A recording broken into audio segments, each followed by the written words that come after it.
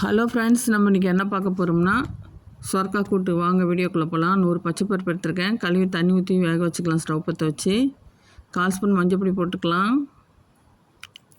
ஒரு வெங்காயம் கட் பண்ணி போட்டிருக்கேன் பருப்பில்.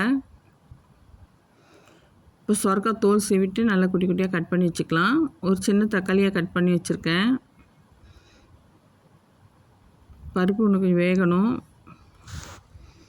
இப்போ பருப்பு வந்துச்சு. இப்போ கட் பண்ண காயை போட்டுக்கலாம். தக்காளியும் எடுத்து போட்டுக்கலாம். மிளகாத்தூள் 1/4 ஸ்பூன் போட்டுக்கலாம்.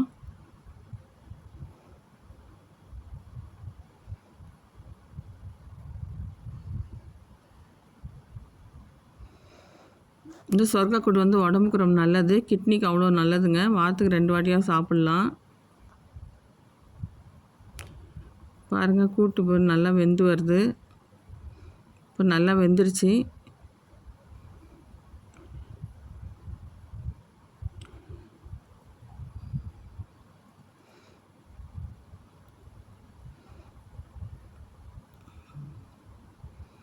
இப்போ கூட்டு ரெடி ஆகிடுச்சுங்க.